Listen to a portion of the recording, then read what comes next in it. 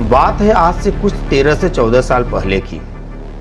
राजलक्ष्मी अपने पति के साथ मार्केट गई हुई थी। शाम का समय था और बारिश का मौसम था।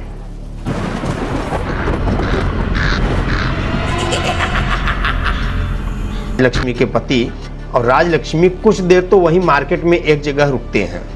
उनका सोचना था जब बारिश रुक जाएगी तब घर को जाएंगे, लेकिन अभी शाम के 6:30 बज चुके थे। अब उन्हें लगा कि यह बारिश रुकने वाली नहीं है और मार्केट से जो घर के बीच का रास्ता था वो सुनसान था, थोड़ा जंगल वाला एरिया था, झाड़ियों वाला एरिया था। तो उन्हें लगा कि अब रुकना ठीक नहीं है, ये बारिश रुकने वाली नहीं है, आइए चलते हैं। राजलक्ष्मी के हस्बैंड बाइक चला रहे थे और राजलक्ष्मी पीछे बैठी हुई थी। राजलक्ष्मी के हस्बैंड आराम से बाइक चलाकर जा रहे थे क्योंकि उन्हें लग रहा था कि बाइक स्लिप करेगी तो वो गिर जाएंगे, राजलक्ष्मी भी गिर जाएगी और चोट लग सकती है, इसलिए आराम से बाइक को वो चलाते हुए जा रहे थे। बारिश बहुत जोरों की हो रही थी, बिजली कड़क रही थी, आसपास एकदम सुनसान था, मतलब कोई दिख नहीं रहा था। अभी वो मार्केट से 2 किलोमीटर आगे ही गए थे कि उन्हें मतलब राजलक्ष्मी को किसी बच्ची के रोने की आवाज सुनाई देती है। राजलक्ष्मी चारों ओर सर उठाकर देखती है, लेकिन उसे कुछ भी दिखाई नहीं देता है। आसपास कोई औरत भी नहीं दिखी, कोई बच्ची भी नहीं दिखी। तो एक बार उसे लगा कि हो सकता है यह उसका भ्रम हो, लेकिन दोबारा वो आवाज बड़ी तेजी से, बच्ची की रोने की आवाज हवा के झोंके के साथ उसके पास कानों में गूंजी। तो एक पल को सिहर सी गई, थम सी गई और उसने पति को रुकने के लिए कहा। पति से उसने कहा कि क्या आपको यहाँ पर किसी बच्ची के रोने की आवाज सुनाई दे रही है क्या? तो उसके हस्बैंड ने कहा हाँ सुनाई तो मुझे भी दिया। तो उसने कहा कि यहाँ कोई दिख नहीं रहा है, कोई औरत नहीं दिख रही है, तो ये बच्ची के रोने की आवाज कहाँ से आ रही है? उसके पति ने कहा कि बारिश हो रही है, कहीं पेड़ के नीचे कोई औरत अपने बच्चे को लेकर बैठी होगी इस इंतजार में कि बारिश रुक जाए तो हम लोग आगे जाएंगे, तो ये कोई आश्चर्य की बात नहीं है। राजलक्ष्मी ने कहा कि नहीं, कहीं न कहीं हमें एक बार आसपास देख लेना चाहिए। पहले तो राजलक्ष्मी के पति बहुत इच्छुक नहीं होते हैं जाने के लिए, लेकिन जब राजलक्ष्मी जिद करने लगती है और इस दौरान बच्ची की आवाज आती रहती है हवा के झोंके के साथ, तेज, धीम, फास्ट, स्लो, तो राजलक्ष्मी के हस्बैंड जाने के लिए तैयार हो जाते हैं। आवाज जिस तरफ से आ रही थी उस तरफ दोनों धीरे धीरे आगे बढ़ते हैं। चूंकि उधर झाड़ी वाला एरिया था तो वो लोग सजग थे और राजलक्ष्मी के हस्बैंड को यह भी डर था कि कहीं चोर लुटेरे बच्चे की आवाज निकालकर लूटने के इरादे से न बैठे हो, क्योंकि उस समय ऐसा होता था, चोर डाकू लुटेरे इस प्रकार की चीजें करके लोगों को लूटा करते थे। चूंकि राजलक्ष्मी की जिद थी तो पत्नी के जिद के आगे पति की भला कहाँ चली है। दोनों आगे बढ़ते हैं और जब रोने वाली आवाज को गेस करते हैं, उस आवाज की तरफ गेस करके वो आगे बढ़ते हैं और झाड़ियों के पास जाते हैं तो उन्हें वहां पर एक छोटी सी बच्ची दिखती है। वो बहुत क्लियर नहीं दिख रही थी, लेकिन बच्ची है ऐसा दिखा। तभी जोर की बिजली कड़की और जोर से बिजली कड़कने की वजह से उसकी रोशनी में साफ साफ दिखा बच्ची केवल एक छोटी सी लंगोट लगाए हुई है और वो बेतहाशा रो रही है। राजलक्ष्मी देखती है, उसके हस्बैंड देखते हैं, उन दोनों को समझ में नहीं आता कि आखिर ये बच्ची, छोटी सी बच्ची यहाँ क्या कर रही है। वो एक बार फिर से आसपास नजर उठाकर देखते हैं, उन्हें वहां आसपास कोई भी औरत नहीं दिखती है। उसके रोने को देखकर राजलक्ष्मी बच्ची को उठाकर सीने से लगा लेती है, क्योंकि बच्ची बुरी तरह भीगी थी और कांप रही थी और रो रही थी। राजलक्ष्मी के अंदर के माँ की ममता जाग उठती है और वह उसे उठाकर सीने से लगा लेती है। राजलक्ष्मी के पति भी सिचुएशन को समझते हैं और कोई टीका टिप्पणी नहीं करते, उसे बिल्कुल कुछ भी नहीं कहते हैं। राजलक्ष्मी की उम्र करीब 40 वर्ष हो गई थी, पर अभी तक उसकी गोद खाली थी। वह बड़े बड़े डॉक्टर, मंदिर, मस्जिद हर जगह माथा टेक चुकी थी, पर अभी तक उसके आंगन में किलकारी नहीं गूंजी थी। आज झाड़ियों में उस बच्ची को पाकर उसके अंदर की ममता जाग गई थी और बिना रोक टोक के चुपचाप राजलक्ष्मी और उसके हस्बैंड बच्ची को लेकर घर आते हैं। बच्ची बहुत भीगी हुई थी और ठंड से कांप रही थी। राजलक्ष्मी ने उसे गर्म कपड़े में लपेटा और घरेलू दवाइयां दी जिससे कि बच्ची बीमार न हो। जैसे तैसे रात बीती और सुबह हुई। राजलक्ष्मी के हस्बैंड को यह डर सता रहा था कि कहीं न कहीं इसकी माँ इसके लिए परेशान होगी, लेकिन अगर परेशान होती तो क्या कोई अपनी बच्ची को इस तरीके से वहां पर छोड़ सकता है। एक बार राजलक्ष्मी के हस्बैंड को लगा कि हो सकता है कोई जानवर उठाकर उसे यहाँ पे ले गया हो। वह नजदीकी पुलिस स्टेशन में बिना राजलक्ष्मी को बताए हुए जाता है, क्योंकि आसपास के लोगों ने जब रोने की आवाज बच्ची की सुनी तो वो अच्छे तरीके से जानते थे कि राजलक्ष्मी को कोई संतान नहीं है और अचानक से ये संतान कहां से आ गई, तो लोगों के बीच में कानाफूसी तो लाजमी है। ये बात राजलक्ष्मी के हस्बैंड अच्छी तरीके से समझते थे क्योंकि वह एक समझदार व्यक्ति थे। वह पुलिस स्टेशन जाते हैं और पुलिस को सारी बात बताते हैं कि एक बच्ची हमें इस अवस्था में प्राप्त हुई है, आप उसका संज्ञान लें और यथासंभव उसकी मां को खोजने का प्रयास करें। पुलिस उसकी बच्ची की मां को खोजने में लग जाती है, कोशिश करती है। पुलिस जब आती है तो राजलक्ष्मी के गोद में उस बच्ची को पाती है जो कि बड़े आराम से सो रही थी, बहुत कंफर्ट फील कर रही थी।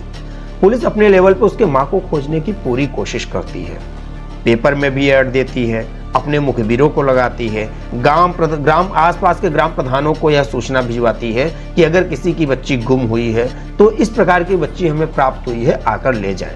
कई दिन बीत जाते हैं, यहाँ तक कि महीने बीत जाते हैं, पर कोई भी उस बच्ची को लेने के लिए नहीं आता है। इस बीच चूंकि राजलक्ष्मी को कोई संतान नहीं थी, इस बच्ची को पाकर वह उसे अपना संतान समझने लगी थी, उसे अपने संतान जैसे प्यार करने लगी थी, अपने बच्चे जैसे दुलार करने लगी थी। तो यह बात देखकर राजलक्ष्मी के हस्बैंड को भी खुशी होती थी और आसपास के लोग भी खुश होते थे कि चलो बच्चा नहीं था इनको, ईश्वर ने किसी बहाने इनकी गोद भर दी या इनको एक बच्चा दे दिया जिससे इनके जीवन में भी खुशियां आ गई हैं। आखिर 2-3 महीने बीत जाते हैं और एक दिन पुलिस आती है। वह राजलक्ष्मी के हस्बैंड को बताती है कि देखिए इसकी मां का तो कोई अता पता नहीं चल रहा है, लेकिन अगर आप चाहें तो कुछ कागजी कार्रवाई के बाद इस बच्ची को गोद ले सकते हैं, अपने पास रख सकते हैं। राजलक्ष्मी और उसके हस्बैंड को बहुत खुशी हुई, दोनों कागजी कार्रवाई पूरी करते हैं और उस बच्ची को अपना लेते हैं। अब क्या था, उनके घर में खुशियां ही खुशियां आ जाती हैं। लेकिन बच्ची को आए हुए अभी 1 साल ही हुए थे कि एक दिन बीमारी की वजह से राजलक्ष्मी के हस्बैंड की मृत्यु हो जाती है। राजलक्ष्मी के ऊपर दुखों का पहाड़ टूट पड़ता है क्योंकि घर में कमाने वाले वही एक अकेले थे। राजलक्ष्मी के पास सहारे के तौर पर एक बच्ची थी जिसे वह सीने से लगाकर सब भूल जाती है और उस बच्ची के पालन पोषण में रात दिन एक कर देती है, उसे किसी प्रकार की कमी नहीं होने देती है। समय का पहिया आगे बढ़ता है, बच्ची धीरे धीरे बड़ी होने लगती है। राजलक्ष्मी उसे अपने तरीके से हर संभव सारी चीजें प्रोवाइड कराती है, सारी सुख सुविधा देती है, अच्छे स्कूल में पढ़ाती है, अच्छा खाना खिलाती है, अच्छे कपड़े पहनाती है, किसी भी चीज की कमी नहीं होने देती है। बच्ची थोड़ी और बड़ी होती है और अब बच्चे की उम्र 12 साल से 13 साल हो जाती है। राजलक्ष्मी को लगता है कि यहाँ गांव में इसकी शिक्षा दीक्षा अच्छे से नहीं हो पाएगी, इसका एजुकेशन अच्छा नहीं हो पाएगा। वह बच्ची को लेकर गजपत, उड़ीसा में एक डेवलप्ड एरिया है, डेवलप्ड सिटी है, गजपत चली जाती है जिससे कि बच्चे को अच्छा एजुकेशन मिल पाए। बच्ची वहां जाती है लेकिन वह गलत सोहबत में पड़ जाती है, गलत कंपनी ज्वाइन कर लेती है। उसकी दोस्ती कुछ ऐसे लोगों से हो जाती है जो कि बेहद बिगड़े हुए किस्म के लोग थे, अय्याश थे, नशेड़ी थे। वह स्कूल जाने के बजाय उन बच्चों के साथ घूमा करती थी। इसकी भनक राजलक्ष्मी को लग जाती है तो राजलक्ष्मी डांटना डपटना शुरू कर देती है।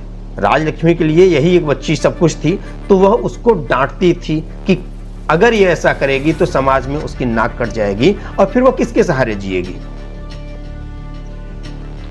बच्चे को उसका रोकना टोकना बहुत बुरा लगता है। हद तो तब हो जाती है जब बच्ची एक दिन अपने माँ के जेवर चुरा करके बेच देती है, उससे 2.5 लाख रुपए मिलते हैं, वह अपने बॉयफ्रेंड को बाइक खरीदने के लिए दे देती है जिससे कि वह बॉयफ्रेंड के साथ बाइक पे बैठ के कहीं भी जा सके, मस्ती कर सके, घूम सके, टहल सके। केवल घूमना टहलना तक तो ठीक था, लेकिन वह उनके साथ शारीरिक संबंध भी बना लेती है। उन दोनों लड़कों का नाम था गणेश और दिनेश साहू।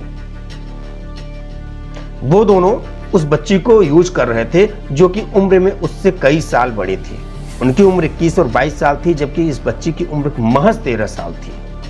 अब 13 साल के बच्चे का 21-22 साल के लोगों से संबंध होने पर कोई भी माँ बाप डांटेंगे और माँ बाप संबंध होने पर ही डांटेंगे, क्योंकि कोई भी माँ बाप नहीं चाहेगा कि उसका बच्चा गलत दिशा में जाए, कुछ गलत काम करे। पर बचपन में तो लोगों को समझ में नहीं आता है और यही चीज हुई उस लड़की के साथ में। उस लड़की को राजलक्ष्मी का रोकना टोकना, इस प्रकार अनुशासन बिल्कुल भी पसंद नहीं आ रहा था। वह खींच रही थी, अंदर ही अंदर घुट रही थी। आखिर उसने और उसके दोस्तों ने, गणेश और दिनेश ने मिलकर एक खौफनाक प्लान बना डाला। उन्होंने कहा कि अब यह रोक टोक हमें नहीं चाहिए। गणेश और दिनेश की नजर राजलक्ष्मी के दौलत पर भी थी। उसके पास प्रॉपर्टी ठीक ठाक थी, गहने भी थे, कुल मिला के घर से वो संपन्न थी। जो कि उसने अपनी मेहनत से कमाए थे। उसके पति की मृत्यु 13 साल पहले हो गई थी, पर वो अपनी मेहनत से वो दौलत कमाई हुई थी। तो गणेश और दिनेश की नज़र तो उसकी दौलत पर थी और अय्याशी पे थी, लेकिन उसकी बच्ची की मति भ्रष्ट थी। उसे कुछ समझ में नहीं आ रहा था, क्योंकि वह जिस जवानी के दहलीज पर कदम रखी थी, अक्सर ऐसा होता है कि बच्चों को कुछ समझ में नहीं आता है। गणेश और दिनेश के साथ मिलकर एक खौफनाक प्लान बना डालती है। गणेश मेडिकल स्टोर से नींद की गोलियां लाता है और वह बच्ची राजलक्ष्मी के खाने में वह गोलियां मिलाकर दे देती है। राजलक्ष्मी खाना खाने के बाद रूम में जाकर सो जाती है, बहुत गहरी नींद सो जाती है। इसी दौरान वह लड़की गणेश और दिनेश को घर के अंदर बुला लेती है। तीनों मिलकर राजलक्ष्मी का मुंह तकिए से दबा देते हैं और तब तक दबा के रखते हैं जब तक कि उसके प्राण पखेरु नहीं उड़ गए। राजलक्ष्मी की बहुत निर्मम तरीके से हत्या कर दी जाती है। तीनों वहां पर फिर से गलत काम करते हैं, संबंध बनाते हैं और उसके बाद गणेश और दिनेश वहां से निकल जाते हैं। इधर सुबह होती है, वह बच्ची आसपास के लोगों के पास जाकर रोने लगती है। बाहर निकल करके उसकी माँ की हार्ट अटैक से मृत्यु हो गई है। चूंकि बच्ची 13 साल की थी और राजलक्ष्मी को हार्ट की बीमारी भी थी, वह हार्ट पेशेंट थी, तो लोगों को इस पर आसानी से विश्वास हो गया। उसने अपने रिश्तेदारों को भी फोन पे खबर किया, उसके रिश्तेदार भी आए, राजलक्ष्मी के भाई वगैरह, बहनें वगैरह सब लोग आई और उन्होंने भी यह विश्वास कर लिया। चूंकि बच्ची की उम्र महज 13 साल थी, इस प्रकार की हरकतों का किसी को अंदाजा भी नहीं था कि वह इस तरह का काम कर सकती है। राजलक्ष्मी का अंतिम संस्कार किया जाता है। अभी तक सब कुछ ठीक चल रहा होता है। राजलक्ष्मी के भाई, जो कि उस बच्ची को अपनी मुंहबोली भांजी मानते थे, चूंकि उनकी बहन ने अडॉप्ट कर लिया था तो वह उनकी भांजी ही हुई, वह उनको लेकर अपने घर जाते हैं। सब कुछ ठीक चल रहा था। एक दिन किसी काम से वह राजलक्ष्मी के घर पे आते हैं, वो रूम को खोलते हैं और जब बेडरूम में जाते हैं तो उन्हें तकिए के नीचे से एक मोबाइल मिलता है। उन्हें समझ में नहीं आ रहा था, वो मोबाइल देखने से ऐसा लग रहा था जैसे छुपा कर रखा गया हो। उनका माथा ठनकता है, वह उस मोबाइल को ऑन करवाते हैं तो कुछ ऐसा उस मोबाइल के अंदर उनको मिलता है जिसे देखकर उनके पैरों के नीचे से जमीन खिसक जाती है। उनकी आंखों से आंसू बहने लगते हैं, वह स्तब्ध रह जाते हैं। आखिर वो फैसला लेते हैं कि वो पुलिस के पास जाएंगे और ये सारी चीजें दिखाएंगे। वह पुलिस के पास पहुंचते हैं और मोबाइल में वो स्क्रीनशॉट्स दिखाते हैं जिसमें राजलक्ष्मी के मर्डर की बहुत अच्छे तरीके से प्लानिंग की गई थी। उसमें स्टेप बाय स्टेप प्लान को कैसे अंजाम दिया जाना था, सब कुछ लिखा हुआ था। पुलिस उस स्क्रीनशॉट को पढ़ती है, सब कुछ साफ हो जाता है, क्योंकि उसमें सब कुछ बहुत अच्छे से मेंशन था कि कब अंदर नींद की गोलियां देनी है, कब वो अंदर आएंगे, कैसे मारेंगे, मारने के बाद गहने लेके चले जाएंगे और हमारा संपत्ति पे अधिकार हो जाएगा, हमें कोई रोकने वाला नहीं होगा, हमारा अवैध संबंध यूं ही अनवरत चलता रहेगा। सब कुछ उसमें अच्छे से मेंशन था। पुलिस को एक अहम सुराग मिल गया था। पुलिस गणेश और दिनेश को गिरफ्तार कर लेती है। पुलिस दिनेश और गणेश को गिरफ्तार कर लेती है। उस लड़की को भी गिरफ्तार किया जाता है, लेकिन उसे बाल सुधार गृह भेज दिया जाता है, क्योंकि लड़की की उम्र महज 13 साल है। गणेश और दिनेश दोनों की उम्र 21 साल है और उन दोनों को जेल कारागार में जेल के पीछे सलाखों के पीछे भेज दिया जाता है। जब उनके साथ कुटाई होती है, उनकी अच्छे से तुड़ाई होती है, तो वो लोग भी अपना जुर्म कबूल कर लेते हैं और सारी बात और मर्डर की सारी प्लानिंग वो पुलिस को बताते हैं, जिसे सुनकर पुलिस की भी रोंगटे खड़े हो गए। जिस बच्ची को 13 साल पहले उसने झाड़ियों से उठाया था, अगर वह न उठाती तो शायद बच्ची वहीं मर जाती। उसी बच्ची ने निर्मम तरीके से उस माँ की हत्या कर दी जिसे उसने अपने सीने से लगाकर अपनी बच्ची की तरह पाला, उसे सारी सुख सुविधा दी। गांव से शहर इसलिए आई कि बच्ची का एजुकेशन अच्छा हो सके, पर शायद वो गंदा खून था, किसी घटिया औरत का खून उसके अंदर था, जो वह अपने ही माँ को मार डाला। माँ तो नहीं कह सकते, क्योंकि कोई अपने माँ के इस तरीके से हत्या नहीं कर सकता। सौतेली माँ भी नहीं कह सकते। हाँ, सौतेली बेटी जरूर थी, जिसे उसने अपनी बेटी की तरह माना था। और सौतेली बेटी भी किस लिए, सौतन भी कहाँ आई थी। ये तो रास्ते में पड़ी किसी कूड़े को उसने गले से लगाकर सोना बना दिया था, और वह सोना बनने के बजाय नागिन बन गई और उसी को डस ली जिसने उसे खाया, पिलाया और पढ़ाया।